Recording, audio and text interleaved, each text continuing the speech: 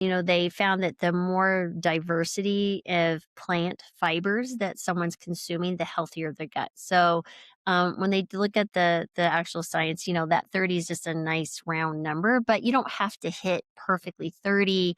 But across the week, think about how you can incorporate these different plants because each plant has different types of fibers and you have different colors. So I'm like, you're looking at the rainbow, you're looking at the types of plants. So you have your legumes and your veggies and your fruits and your whole grains and your nuts and seeds. They all offer a different array of nutrients. And so that nutrient profile can affect you differently. So the 30 plants could also include herbs and spices. Have you made it past menopause, or are you going through it now? I'm Dr. Pat McShane, and on the Women's Healthspan Voices podcast, I'll guide you through the menopausal transition and beyond, helping you to thrive in this powerful time of your womanhood. Hello, I'm Dr. Pat McShane, and welcome to Women's Healthspan Voices. I have the voice of a wonderful practitioner here with me today. I'm delighted to welcome Dr. Laurie Marbas, who is a physician, double certified in family medicine and lifestyle medicine as well.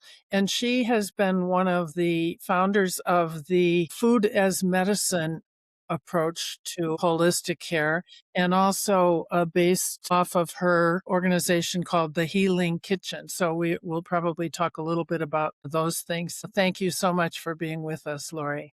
Thank you. The name of the Healing Kitchen, by the way, is changed to the Habit Healers. But The it's the Habit same Healer. concept. Same as the Substack. Yeah. Okay, perfect. Yes. And you do have a Substack account and a YouTube account and a couple others that will be in the show notes. So Thank you. we're going to do a little bit of arithmetic today. We're going to talk about the 12 biological aging processes and 10 habits that match up with those biological aging processes. So Okay. maybe you could start out with what science has shown us are the things that happen to us with aging, and therefore the things that we might do the best to support in our attempt to age as well and as healthily as we can. Well, I think there's a few different things to understand. There was a really interesting revision of the International Classification of Diseases, and they spoke about a few different things. But when we get to aging, I used to think about aging as just a process that we go through. But as I was listening more to like David Sinclair's work and everything, it's about aging as a disease. Really made me think about things differently on how we approach aging. And so, I just thought that was an interesting thought process. So there's basically 12 processes. And, there's, of course, big words that come along with these. And you're like, well, what does all this mean? So I'll try to just kind of jump through them. Got my list here real quick here.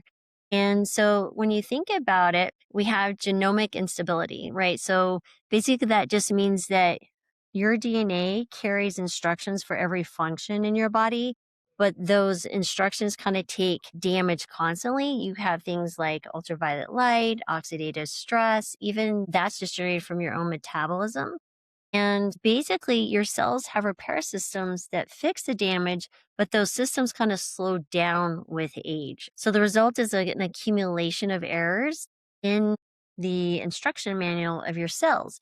And so basically, what this feels like is you may notice that you have an increased susceptibility to illness, you have slower recovery, longer time frames. You also can have an increased cancer risk because every cell that carries damaged DNA is a cell that's kind of working from that corrupted blueprint. And then we have what we call telomere attrition. So telomeres are these little protective caps on the ends of your chromosomes. They're similar to, you can think of them as like, if you see like your shoestrings and they have those little plastic tips on the end that keeps them from fraying, that's kind of what telomeres do. So then every time your cell divides, those caps get a little bit shorter. And when they get too short, the cell can't divide safely. any longer. And so then it either dies or it enters a state what they call senescence. And that's where it stops dividing but stays in the tissue, and it can cause problems for its neighbors because it releases inflammatory markers. And so, really, telomere length varies significantly between individuals of the same, what we call chronological age, like how many years have you actually lived on Earth. And that variation really correlates to health outcomes. So shorter telomeres are shorter, associated with higher risk of cardiovascular disease, a weakened immune function, and then the reduced ability to regenerate tissue and be regenerative. And then we also have what we call epigenetic alterations. So this is what I would say is the most interesting one for me. And that's kind of where I entered into thinking about aging in a little bit different perspective. And it's the one that makes what we did, if you may have heard of biological age testing possible. So your DNA sequence stays essentially the same throughout your life, right? That's your chromosomes. But the chemical tags on the DNA, which tell each cell which genes to turn on and which ones to keep quiet, they change dramatically with age. So, for example, your liver cell and a brain cell have identical DNA, but they have completely different sets of active genes. And then as those chemical tags drift, the cells start losing their identity. So a liver cell becomes a slightly worse liver cell, and a brain cell becomes a slightly worse brain cell. And then you multiply that across millions and trillions of cells, dividing, you kind of gradually have a loss of function that you call aging. And that is what epigenetic clocks actually measure. So it's very fascinating. The whole thing is fascinating to me. But anyway, you also get what we call loss of proteostasis. So proteins do most of the actual work inside your cells, but the only work when they are folded into this really interesting, very correct three-dimensional shape, and they can be very complicated. And your cells have quality control systems that detect the misfolded proteins and attempt to refold them. And if that fails and break them down, fails, it'll break it down for recycling. But with age, the quality control system becomes a little less efficient. And then the misfolded protein aggregates accumulate. And then this is directly connected to things like neurodegenerative conditions where very specific misfolded proteins build up in the brain. So you might notice brain fog or slower thinking processing. You'll have reduced cellular efficiency basically in general because the proteins aren't working well. And then you have what we call disabled macroautophagy. There's a framework on aging, but this one was more recently added because of how central it has become to the aging research. So autophagy is your cell's recycling system, right? So it identifies damaged things like these little things inside the cells called organelles. The broken down proteins, you have cellular debris. And what happens is it packages them up and breaks them down into raw materials the cell can reuse. And when your system works well, that's not a problem. But when it slows down, again, which can occur with aging, cellular clutter accumulates, and that can cause all sorts of problems with your energy production, again, slower recovery from illness, increased inflammation, things like that. You also have what we call deregulated nutrient sensing. So this one has 4 interconnected molecular pathways that act as a body's kind of like a thermostat. So you have your insulin and IGF-1 signaling pathway. You have the mTOR, which basically senses amino acid availability and promotes growth. And then you have the opposite of that, which is called the AMPK, which senses low energy and activates repair. And then what we call the sirtuins, which is a very interesting group of proteins that regulate DNA repair and gene expression. So in a healthy young person, those systems work well and they're well calibrated, but they shift in the body between growth mode when nutrients are abundant and repair mode when they're scarce. But with age, you kind of get this calibration drift. And so systems kind of get stuck in either growth mode or repair mode. Depends on where it gets stuck is what your body needs. So, or for example, like if you get stuck in growth mode, even when your body needs to be in repair mode. So anyway, you can see this as like insulin resistance, weight that accumulates around your midsection and things like that, maybe energy crashes after meals. Impaired protein utilization as we get older. Yep. Yep, exactly. And then you also have the mitochondrial dysfunction. So I'm sure a lot of people have heard about mitochondria. There's like these little power plants in your cells, and they convert food, excuse me, that you eat into the energy currency called ATP that your cells use for everything. So with age, two things really are important. One, that the number of functional mitochondria declines, and then the remaining ones become a little less efficient and they don't produce as much energy as they used to. And they also have more oxidative waste. And so that's really a big problem because your body runs on the energy that your mitochondria produce. And so when your production drops, every system in your body will feel it. So this can lead to fatigue, reduced endurance, exercise intolerance, and people say, "Oh, I'm just getting older," when it's actually just your mitochondrial issue. You have cellular senescence. This is when cells sustain enough damage, I kind of mentioned it before, that they can no longer safely divide and it enters that state called senescence. And so in a young body, this is protective if you think about it, right? The cell stops dividing, it prevents potential cancer, and then signals the immune system to come and clean it away. That the problem is that with age, the immune system becomes less efficient at clearing out these cells and then they accumulate and senescent cells are sometimes called what we call zombie cells because they are not dead, they're just not functioning very well. And worse, like I mentioned before, they kind of secrete this kind of cocktail of inflammatory molecules. And so that can be a problem for their neighbors, right? Because you have this chronic inflammation going on in this tissue. So you'll see maybe joint stiffness, baseline inflammation increasing, slower wound healing, and just not feeling well. Then you also have what we call stem cell exhaustion. So your body maintains populations of stem cells, I would say, in most tissues. And these are think of them as like repair crews. And so when your tissue is damaged, stem cells divide and then differentiate into whatever cell type is needed to fix the problem. And then with age, the stem cells populations kind of decline in number and function. And then the repair crews kind of thin out and slow down. And that's why you may see a cut heals faster at 25 than 65, why your muscle recovery takes a little longer, your skin thins, your hair grays, things like that. And you have altered intracellular communication, sorry. And so what you see here is that your cells do not, first of all, work in isolation, right? They are constantly sending and receiving chemical signals. So you have things like hormones, neurotransmitters, new molecules, growth factors, and they form like a communication network that coordinates the function of every organ system.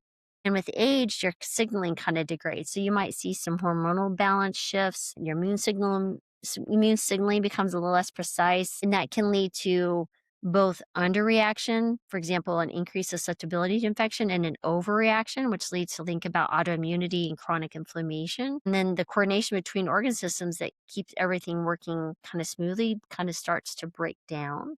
Then you have chronic inflammation. Again, very important when you look at aging research. So chronic low-grade inflammation is sometimes called inflammaging. And so it's different from the acute inflammation that heals a wound or fights an infection. Inflammaging is persistent, right? So it doesn't just come and fix the problem and go away. It just stays. Part of it's driven by that senescent cells, also the gut permeability, your visceral fat, which is a very inflammatory tissue, and then chronic stress. And it accelerates all those things that we've talked about already, which is virtually everything on this list. Chronic inflammation damages DNA, it impairs your autophagy, and again, it disrupts your cells communicating with each other. And next, the last thing is dysbiosis. So this is really fascinating because everyone's heard about the gut microbiome, but we should think about how does it shape your aging, right? So your community of microorganisms in your gut changes with age. Typically what they see is you'll lose diversity and you'll be shifting towards species that promote more of that inflammation that we talked about. And then why does this matter is because the gut microbiome does far more than digest food, right? Because it's so much more than just digesting food. It communicates directly with your immune system. A lot of your immune system actually resides in your gut. It influences your brain through the gut-brain axis. It produces vitamins, short-chain fatty acids that support metabolic health, and it helps regulate inflammation really body-wide. So you may see this as things like digestive issues like bloating, maybe you notice food sensitivities. But again, the dysbiosis also has systemic effects that show up far from the gut, including mood changes, immune dysfunction, metabolic disruption, things like that. So lots of things to think about when you're looking at the hallmarks of aging, and that would be the 12. It's a lot. You gave us about 2 college semesters of material there in about 5 minutes. I tried. It's a lot. You're like, "You asked the 12." I'm like, "Oh my, okay." I applaud your ability to make it succinct and clear and interconnected with one another. So that's fantastic. And of course, we know from research Excuse and me. from our own experience that many of our lifestyle habits, and you touched on a couple of these, impact the aging process and how quickly or how well we age and how long we survive. Right. And the other mathematics here, the other arithmetic is 10 habits Yeah. that impact aging. And we're going to chat about a couple of those today, at least, certainly food and activity. Mhm. And as you've studied the list of those 10 habits, a few of them stood out for you, and one was Yeah. really the one that was the basis of so many of the other aging phenomena. So maybe you could give us the answer to that. Yeah. Many in our audience already know what I call the secret sauce. So, yeah.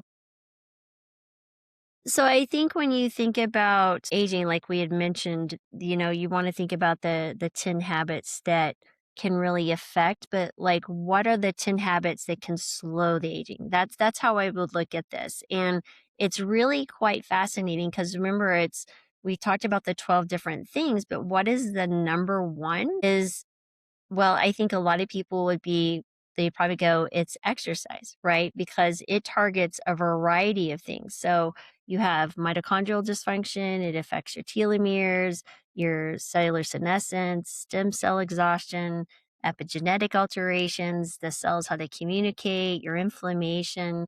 And so that would be the number one. And I'm a big fan of helping people understand that you can start small. You don't have to start with, you know, training for a marathon, just walk for 10 minutes a day. That's really where you start. And, then you can extend it as you go along. And just really important to understand that you just get so many benefits to all of those different factors of aging when you just do exercise maybe 30 or more minutes 5 days per week. So that ends up being about 150 minutes. And if you can, get your heart rate up to where you're a little bit more vigorous exercise. So maybe when you try to talk, you're like having a hard time finishing a sentence because the vigorous exercise will get you actually double what just kind of, a relaxed pace exercise or a less of a moderate type of exercise. So if you can get that vigorous exercise along with it, that's even better. I'm smiling in part because I just wrote a Substack about exercise and cancer prevention. Oh, excellent. There was a study out of Newcastle in England, I believe, looking at the impact of even 10 minutes of exercise on blood factors that impaired the growth of cancer cells in a laboratory. And we think that exercise or activity reduces cancer risk in our normal life. So this was just kind of examining the molecular mechanism a little bit of that. So again, so critical, as I call it. The secret sauce is movement, activity, or exercise, if you Yeah. prefer that term.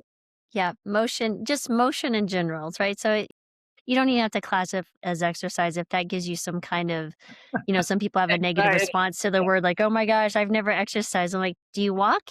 You've moved." It's just movement, right? So where Right. can you move throughout your day? I write a lot about that on my Substack, different ways to sneak in like little exercise snacks and just really think about how you can generally live. And I have another article coming up and we're going to talk about how you rest, like in your sitting can make a difference, right? So we're going to talk, I call about it's floor living, right? Living on the floor. I spend a lot of time on the floor.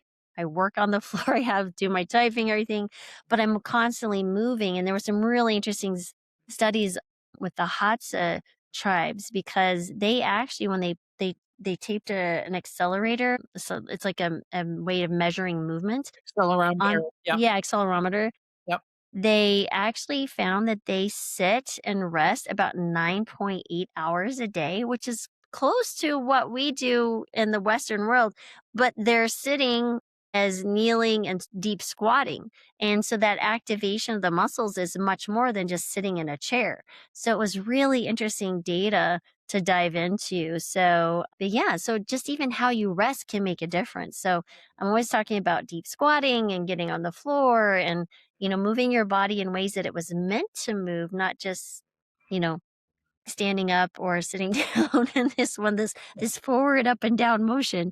Like we're meant to twist and turn and jump and yeah, well into old age. So another one of the habits that impact our aging process so dramatically is the food choices that we make, and you have particular expertise in that arena. So I'm going to kind of ask you to go down that pathway a little bit.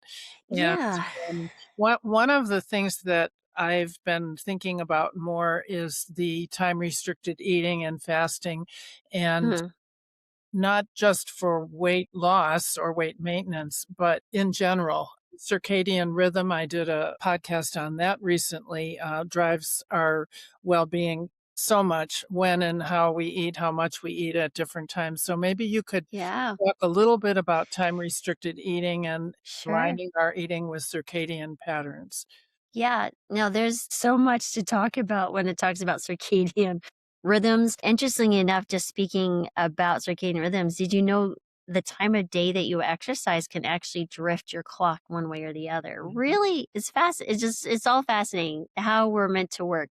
We live in this world it's not our natural environment that we evolved to. But anyway, time restricted eating. So what does that actually mean anyway? Some people will refer to that as intermittent fasting, and so what we're doing is we're just basically shrinking the window of the time that we consume food, and then we're prolonging our fasted state, meaning that we're not bringing any caloric beverages or items into the body that might disrupt that ability. Because when you're in this fasted state, that remember I was talking about the mTOR and the AMPK, this is when you can see these systems. They're always kind of working at different times, but one's going to be more pronounced than the other.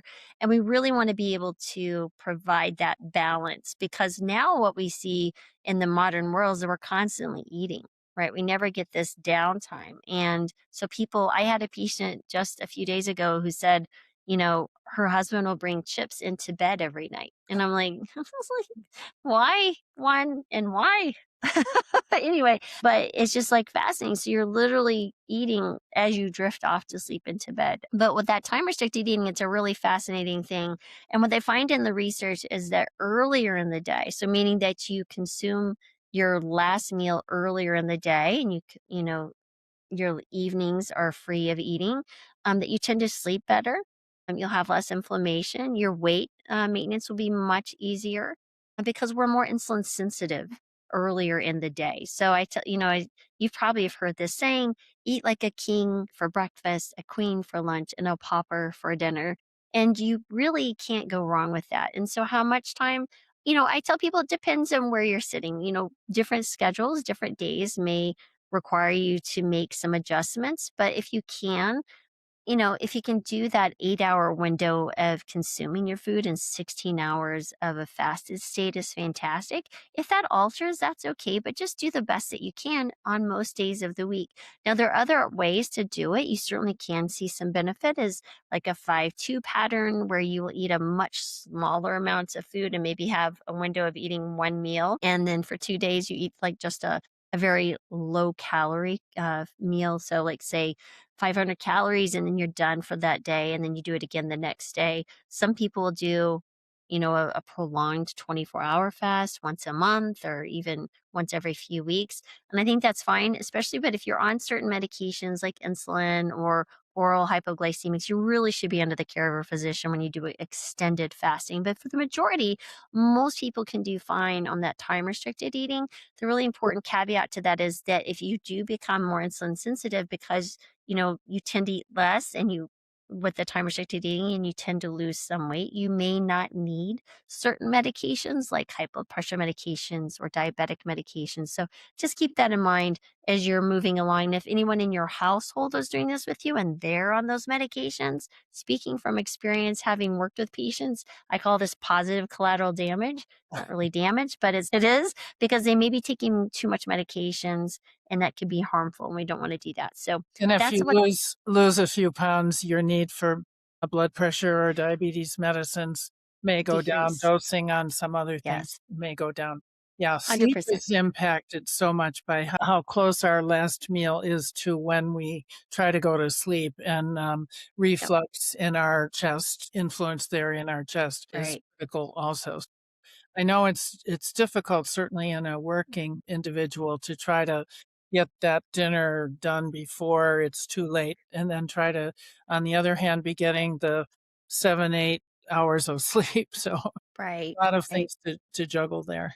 Yeah, absolutely. One of the other things that we've been chit-chatting about is the variety of foods that one eats. Right. One of your materials mentions 30 different types of plants, Mhm. plant foods, vegetables, and fruits each week as a goal for Yeah. us to be eating. And again, what's is there some science behind that, or is that Yeah. just operational kind of thing that we could try to do? I think, I want to hedge this with saying that, they found that the more diversity of plant fibers that someone's consuming, the healthier the gut. So, when they look at the actual science, that 30 is just a nice round number, but you don't have to hit perfectly 30, but across the week, think about how you can incorporate these different plants, because each plant has different types of fibers and you have different colors. So I'm like, you're looking at the rainbow, you're looking at the types of plants. So you have your legumes and your veggies and your fruits and your whole grains and your nuts and seeds.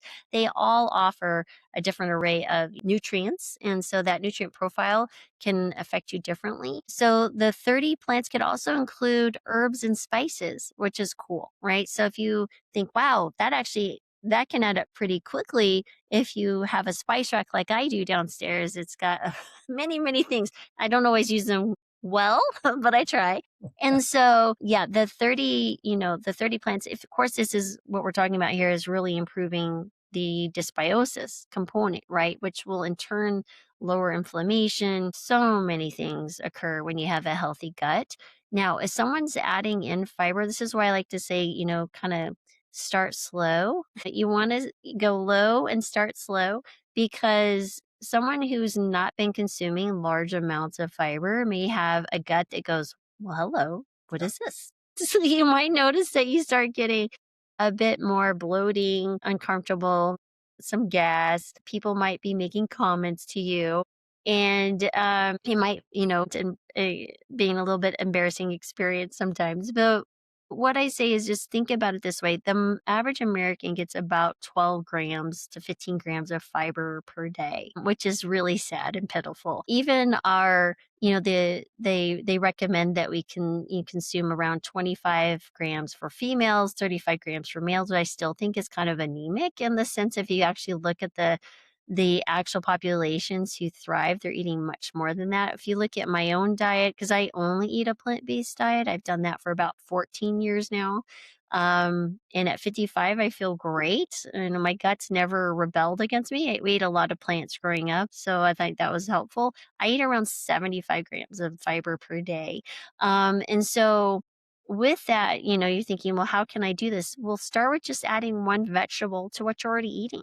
Right. And so that can be very, very helpful. The other thing that's really, if you think about this, is when you add more vegetables, or especially ones that have higher protein, things like tofu or legumes like soybeans or chickpeas or anything like that, or whole grains, you're getting protein and the fiber. And when you consume those things first, the veggies especially, what you'll notice is that your blood sugar improves. So then you don't get these spikes in your blood sugar. You're less likely to have afternoon crashes. That postprandial or post-meal blood sugar spikes is really the first signs of insulin resistance, which leads to diabetes and things. And if we can control that with putting something like a barrier to slow down the absorption of the glucose of our meal, we will have better health in general. So then you're also getting the different polyphenols and the different colors of the vegetables and the fruits. All of these impact you differently. So again, just a handful of berries at breakfast, a vegetable on the side, maybe it's hummus and carrots for a snack, and maybe have an evening salad before your entree for the night. So there's some things you can do very, very simple that won't be too harsh on your gut if you're just kind of wading into the water of increasing your fiber. Those are all good thoughts, things to think about and try to practice. And we'll come back in a minute to habits, but I want to, while we're talking about the gut and the gut Yeah. microbiome and gut behaviors, shall we say, let's talk a little bit about visceral fat. And Mm, again, one of the things that has kind of been going through the medical system is the BMI or body mass index, and we're moving right, more and more towards the idea of measuring abdominal circumference in people right. as a measure of their health and Yeah. their insulin resistance and so on. So maybe you could tell us a little bit about visceral fat and why we Yes. should be measuring our waistline rather than the scale, perhaps. Yeah, absolutely. So another easy measurement is just measuring your waist, and then if it's less than half of your height, that's a simple way to do it. There's also the waist hip measure, ratio you could do, and depending on your male or female, what that should be. But just speaking very quickly about what visceral fat is. So let's think about fat as a living tissue. And I think people don't quite think about it as an organ itself, an endocrine organ. It releases hormones, it releases, inflammatory markers if need be, but it listens to hormones too. So if you think about it, you have your subcutaneous fat, right? And that's the fat that you can pinch under your skin. It's meant to store fat as energy for a rainy day, which we never run into anymore. We you know, hope. Yeah. yeah, back in the day, Um, hurricanes, yeah. right, right. Within reason. Most people are not going to run into prolonged but our body had this mechanism because that's the world that we evolved into. And so Yeah. when you think about it that way, this subcutaneous fat was there to help us survive. And so what happens now, we live in this abundance of calories, right? And so these are calorically dense, ultra processed foods that we're consuming on a regular basis. We're no longer in touch with what hunger is. And so we're eating when we're stressed, we're eating when we're bored, we're eating when we're lonely. And so what happens is your body gets this excess caloric input and they're like, what do I do with this? Well, you have a genetic capacity underneath the skin. It's called a personal fat threshold. And so when this capacity, you might have a large sink or you might have a bathtub of capacity. It just depends. But when this has been bypassed, the fat cells go, I'm done. I'm closed for business for the day. I can't take any more. And what's interesting, insulin tells your body to store fat, right? To put it away. And your fat cells become insulin resistant. So then what happens is you get this shuttling of the triglycerides, free fatty acids, and it all goes to the liver, and the liver has like, hey, I got to do something with this, and you'll see a rise in your cholesterol and triglycerides, and then the fat gets stored in things like around your organs. You'll get it stored in your liver and your pancreas and muscle fiber. And this is a very inflammatory fat, right? It's different from your subcutaneous fat. And so what's interesting though, the visceral fat increases risk for, well, insulin resistance. It's there because of insulin resistance, and then it drives more insulin resistance because it drives more inflammation. So get this really vicious cycle occurring, but it responds really well to exercise, especially, like we talked about the vigorous type exercise, that aerobic type exercise. So that is one way to navigate that. But we do want to measure our belly, because if people say, oh, I notice my belly's getting bigger. My weight's not changing so much, especially like as you enter through menopause, because these hormones fluctuations have changed how the fat is stored. You're like, oh my goodness, what's going here? Well, it could be a visceral fat issue. And that's a big fan of getting also a DEXA body composition. So you can actually understand how much visceral fat you have. And so with that in mind, that should be honestly your ultimate priority. Beyond what the scale says is important, but this is very, very important. The visceral fat piece is very, very important for decreasing risk for cardiovascular disease, diabetes, cancers, inflammation. All of those things kind of go back to the visceral fat. It's a big system, and we have to think of it in a systems a dynamic system way. So yeah, but it all interrelates. But I hope that helps, because that capacity to store is cool. So Critical. Yeah. yeah. No, that's great. That's great information. Thank you. Let's switch gears and talk about habits. A lot Mm, of we've been talking about today is having a salad before dinner, walk 10 minutes, maybe after dinner if you're inactive, etc. Think about more variety in your dietary choices and so on. As a practicing physician supporting people through these life changes, what has been your experience in instilling new habits into our behaviors?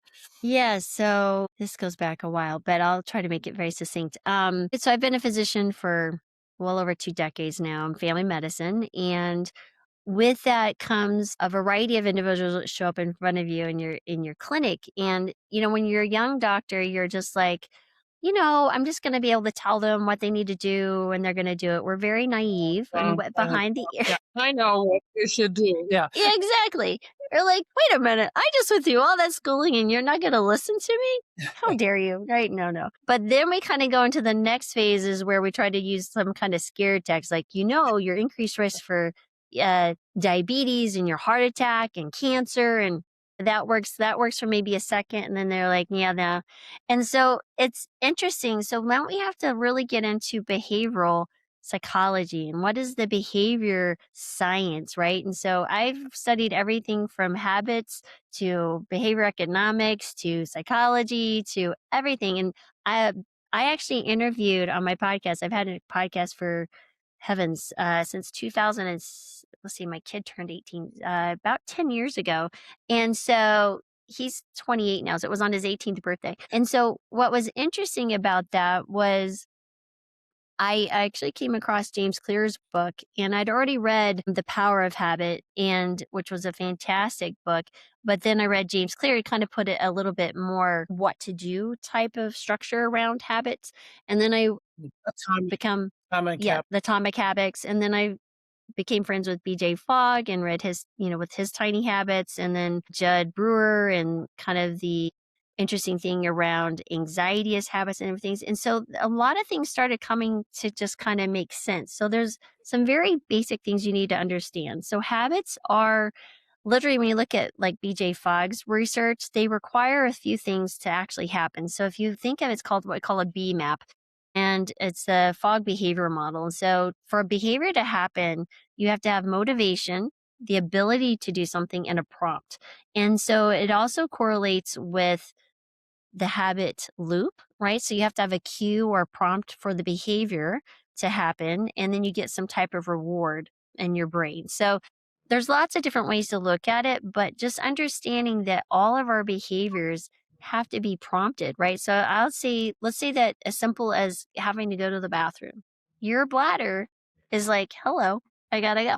And so that's your prompt. And now, do you have the ability to do it? Well, you better figure out a way to do it. So maybe you have a bathroom down there. It's like you have the ability and you have motivation, right? So you have the motivation to empty the bladder because it's uncomfortable. But you can think of it as anything. You're hungry. So your stomach growls at you, and you have the ability because your refrigerator is there. You grab the food and you have motivation because you're hungry and you're tired, and it tastes good, right? So lots of different things. You look at the behavior piece, but then the habits is really interesting because when we first learn how to drive, for example, we are looking at everything. It's really hard. And we're like, wait, was that up or down for the blinker to go right or left? Was the gas pedal on the right or the middle? And or if you have to do gear shifts, but before you know it, you're just cruising, right? It doesn't take too long. And this has become a habit. You may drive somewhere and actually not even remember how you got there. I mean, I've certainly done that post call years ago. Don't do that now, of course. But those are things that have become habit. These are like you instinctively do something like if it's bedtime, what do? I have a routine. Like I will brush my teeth first and then I floss and then I do this and then I do that. So you just have these habits that they've stacked upon each other. And so when I started looking back at patients, I was like, okay, we've got to figure out a way for them to understand they can become their habit architects, right? So if they understand what a habit is and that it's not a judgment or a failure against them personally, that they cannot make different decisions, then I think it helps for them to understand, oh, wow, my environment is driving the majority of my habits, right? Because you have these prompts in your environment. So let's say you have potato chips. Well, for me, I'll just come clean here. For me, it's the Girl Scouts Thin Mint cookies. So if I have Thin Mint cookies in the house, well, they're going to be in my mouth.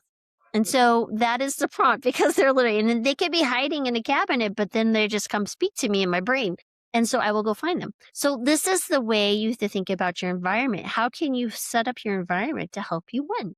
I keep them out of the house. So the things that I don't want in my mouth, I will keep out of the environment. That's very quickly because now I've made my ability to actually go get the cookies much harder, right? So that's the one thing you can look at when you look at BJ Fogg's behavioral model is moving the ability. You can make it easier for things you want to do and make things harder that you don't want to do. And one of them is proximity. So to make things harder. So it was an interesting study on how far your gym is. So people who sign up to go to a gym, the closer it was, the more often people utilize it. This makes sense. If you only have to drive 3 minutes versus 20 minutes, you're more likely to utilize that. And again, this is how I started talking about to patients, which then it just kind of evolved into what I call healing habits, because not all habits are going to be healing for everybody. So how do you determine which ones work for you? And then you're like, well, how do I make it easy enough that my brain is not going to go, oh my God, I have to do this again, right? Because I'm not going to say, go walk 10 miles today. I'm going to say, go walk around the block. Because I had a patient, a perfect example of this, who reversed her type 2 diabetes by walking to the end of her driveway. And when I hear people hear that, they're like, what in the world is she talking about? That's impossible. It's like, actually, no, it's not. Let me walk you through it real quick. 60 some odd years old, type 2 diabetic, overweight, fatigued, raising her granddaughter by herself. I was talking to her about trying to get her to exercise. She goes, listen, Dr. Marbas, I can barely make it through the day of my life. I don't have time to throw in exercise. So we're in this survival mode. She is not going to listen. Just like a child, you're telling them to go clean up a room. They're not going to listen. They're just like, I can't. And I was like, okay, well, when are you outside? Let's switch the conversation. And she goes, well, I'm outside when I get in my car to go to work, and I'm in my car. I'm outside when I come home. And I was like, okay, what I want you to do, if you'll open the door, go to the end of the driveway and back. That's all you have to do. That will be count as exercise. She goes, are you serious? I was like, absolutely. I was like, can you do that? She goes, well, yeah. And so we actually did a pinky promise in clinic, physical pinky promise. And well, where do you think happened?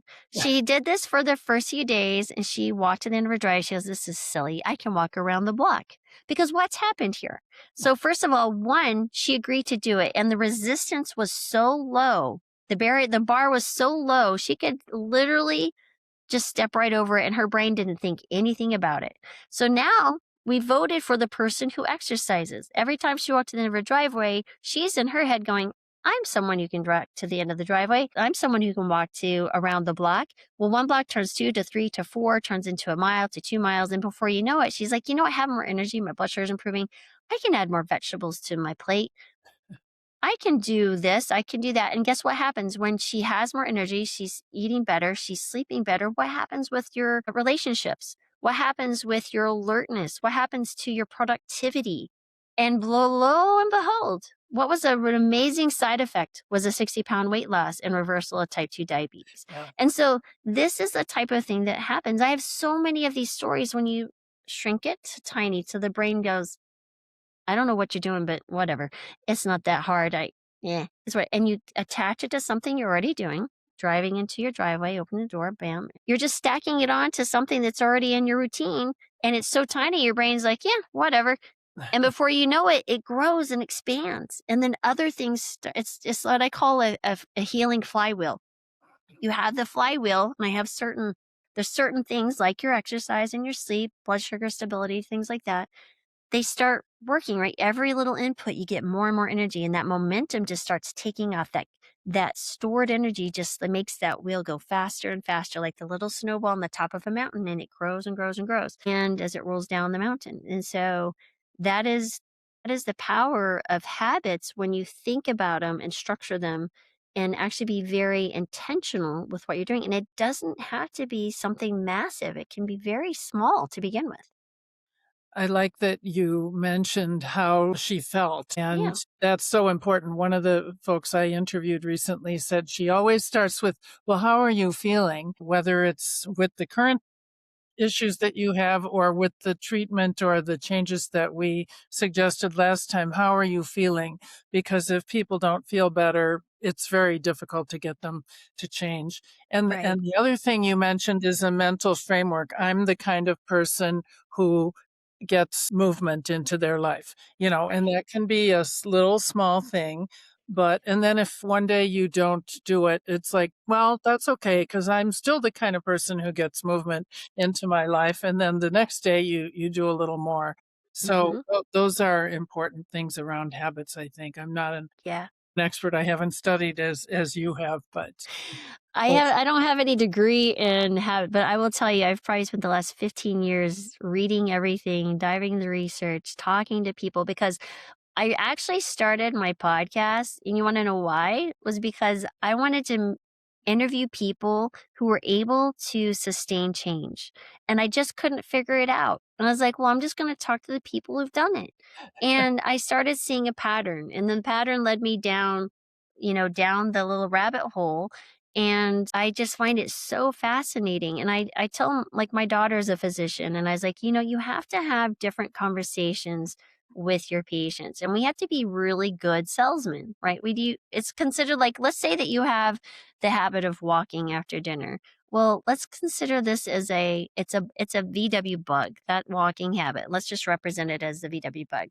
Well, grandma is going to have to be sold the VW bug differently. You're going to have to use a different sales ad copy than you are for the teenager or the mom who's 35 with, three little kids in tow versus, CEO working. All of them would benefit from walking after dinner, but how you sell it is going to be different for each one. And so that's the really important piece. And if you give it's kind of like teaching the old parable that if you teach a person to fish, you're going to feed them much longer than just handing them some fish, right? And so that's how I consider when I talk to patients about understanding habits and habit formation and walk them through the process of building their own tiny habit. Because once you learn that skill can be translated to any aspect of your life, not just health.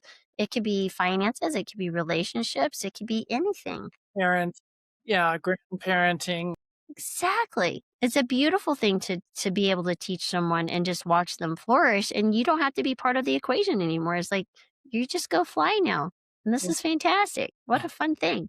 Yeah. So do you have a place where you would advocate someone start to change things? Maybe we've already Yeah. So covered. I think there's, if we stay in the health realm, there's five things that I feel, and they're pretty similar to the American College of Lifestyle Medicine's pillars. But I really, when you think about the majority of Americans have some form of insulin resistance. So I talk a lot about blood sugar stability. One of those habits, one of the bigger ones, is that post meal, the largest post meal walk immediately after walking. Because what we're doing is we're ramping down that glucose spike. And that's such an important piece. And they feel better, right? And so they have more energy and they typically will sleep better, which really just snowballs. It's that snowball effect. But the other things I talk often about are restorative sleep, right? How much, not only the duration of sleep, but the one is your sleep regularity. Like we talk about your sleep time and when you wake up, that's actually been shown to be more important than duration of sleep. Yep. What are you doing during the day, starting in the morning light to set yourself up for sleep, right? Because sleep is an all day affair, right? You're preparing for that nighttime sleep by what you're doing during the day. It's not just, oh, the dark room, the temperature drop, da da da da, all those things we've heard about, which are all great. But what are we doing all day to increase that sleep drive? Then the other thing is I talk about, nourishing movement that's not a torture, right? Not a punishment, but something that nourishes you and something that you enjoy that you'll come back tomorrow and say, I want to do that again and not be so sore that you can't move for 2 weeks, right? So that's what I call nourishing movement. And then, of course, your stress regulation. And then that we all understand is so important. But I feel like if you control your blood sugar and you're doing movement, you're focusing on sleep, your stress gets a lot easier to dial in. So that's one of the last things that we'll address, unless it's, of course, much more apparent. But the other really important one that I think people understand, I think intuitively, but they don't really know what to do is community and connection. And what are you doing in your life to connect with real people, not just someone through a screen, but what can you do to connect with real people in real life on a regular basis. And that could be family, it could be one or two good friends. Just is it a hobby group? Is it a running club? Whatever, it doesn't matter. But just being able to be with other human beings who ask how you're doing and actually mean it and know about your life is so important. And the data around longevity and community is quite robust. So I think that's really important factor that people just don't quite really understand the importance of. I did a podcast on loneliness and social isolation and its Mm, impact, especially on older people as we yeah. become less mobile. Yep. Maybe nighttime driving is a problem. Our partners or friends die off or become ill and Yeah. more limited. So it's a real issue for older women, especially. And I'm an advocate of making younger friends. Yeah. So I'm dead serious about this. So when we go to when we go visit our daughter, she lives in Boston, I make friends with all her friends Yeah. because honestly, they just keep me younger. And yeah, you're actually right because as we get older, our cohort will begin to pass. And if you're a healthier person, you may live longer than a lot of your friends and family. And so this is why I'm like, be very particular about like get in there and, go dancing if you need to. Go find out what the young people are doing. I'm not saying you need to go, bar hopping at midnight, but at least, get out there and see, what other people are doing and make yourself available. I know it can be hard, but especially if you're more introverted, but maybe it's a book club or a journal club or something. I don't know. There's all sorts of things you can do. This world is just full of opportunities. You just got to go look for them. I just started going to an aqua therapy pool, and everyone's very nice, and they're open and friendly and warm, and I'm like, "Well, maybe I could do this more regularly or Yeah. start to have lunch with some of these people." So, yeah. Fantastic. Fantastic. Yeah. Well, this has been fabulous. Lots and lots of good practical information and a lot of good background as well. It's a hard combination to pull off, but you did a wonderful job for us and for our Thank you. listeners. And for our audience, if you like this kind of information and value these podcasts, please like and subscribe and tell your friends. And thank you so much, Laurie. We'll Yeah. talk again soon, I hope. Yes. Thank you so much for having me. I appreciate it. Okay. If this episode spoke to you, please share it with a friend ready to take charge of her health. And please leave a review. It helps more people to find us.